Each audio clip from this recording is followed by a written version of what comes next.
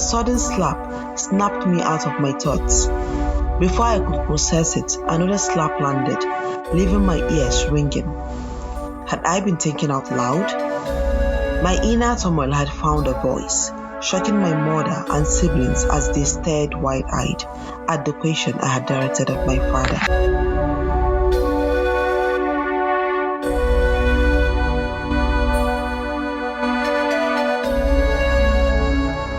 Hello listeners, welcome to Unheard Voices, a Wicked Times bi-weekly podcast dedicated to bringing to light the often overlooked and silenced experience of women. Throughout history, women's voices have been marginalized and their narratives brushed aside. In northern Nigeria, the voices of women are rarely given a platform, and the few who summon the courage to speak out often face stigmatization.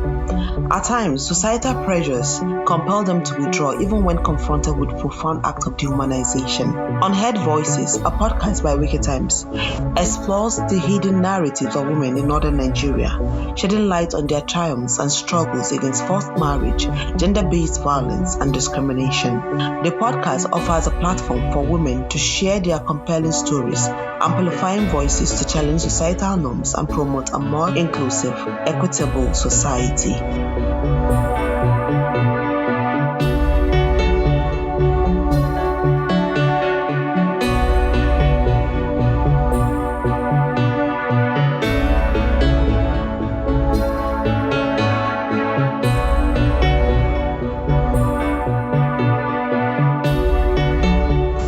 The rapid thump of my heartbeat echoed in my ears, accompanied by a wave of dizziness. Startled, I pulled my hand from the bowl of rice we were eating. My siblings, lost in their lively conversation, seemed oblivious to the sound that had jolted me. Their voices filled the air, making it nearly impossible for me to catch the whispers coming from the compound outside. I stood up, feeling unsteady, and braced myself against the door to avoid falling. Once the dizziness subsided, I ventured out. There, my father and his elder brother sat on a mat, deep in thought, their faces etched with concern. Quietly, I made my way to my mother's door and washed my hands, replaying the words I had overheard. Me? Forced marriage? The question escaped my lips, followed by tears. I went to my mother's room and found her praying. One glance told me she understood the situation. Without a word, I collapsed onto her bed, my heart heavy with unanswered questions and dread. It was the 13th day of Ramadan, a day I would never forget. That night, my father summoned my mother and me. He explained that as the eldest daughter, his elder brother had advised him to marry me off to a suitor without my consent. Since I wasn't pursuing further education after secondary school, he accepted his brother's counsel and wished me well. I opened my mouth to protest, but my mother silenced me, urging me to go to bed. I spent the night in tears, grappling with the harsh reality of my impending fate.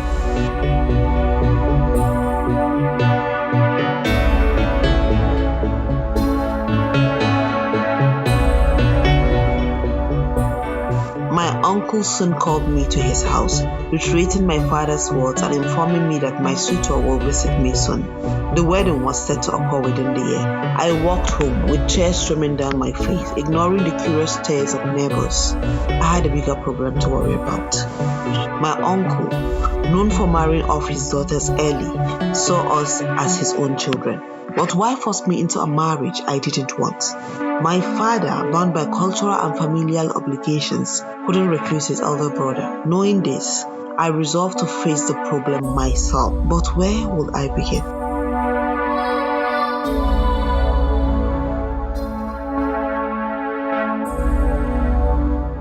The next morning, I was told I had a visitor. Reluctantly, I went outside to find a young man waiting. He introduced himself as Sally, my future husband. Recognizing him from my cousin's cycle of friends, I listened in silence as he spoke. My mind wandered until tears brought me back to reality, and I fled back home. My mother advised me to trust in Allah's plan, while my father emphasized his duty to obey his brother. Despite Sally's frequent visits, I showed no interest. He worked as a shoe repairer and planned to take me to his village after marriage, a thought that filled me with panic. My friends, unaware of my turmoil, couldn't understand my despair. Only my best friend Aisha knew about this.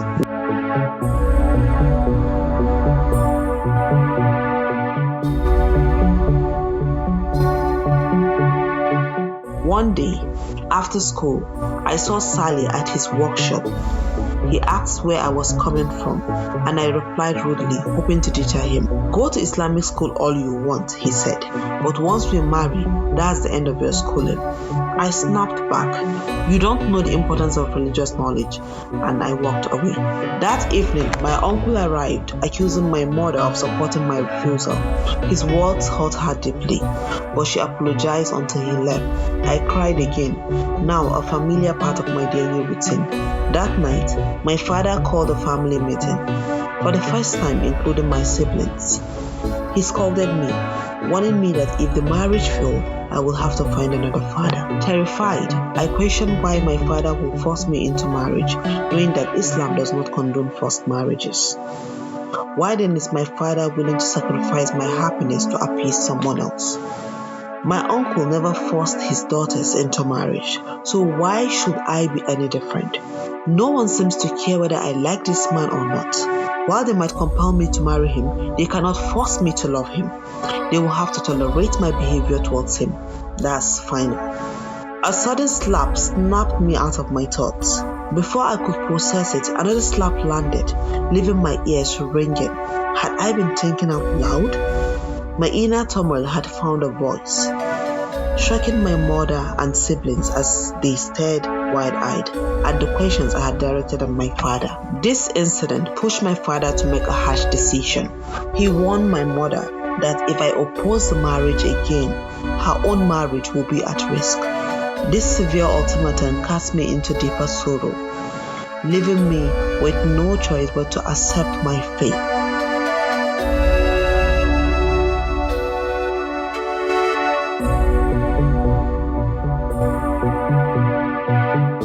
I resolved to obey my parents, praying that God would turn this situation into a blessing. So I continued living a life filled with misery. With only a few months left until my wedding to Sally, fear became my constant companion. I had no idea what my future would hold, but I hoped that fulfilling my parents' wishes might bring some good into my life.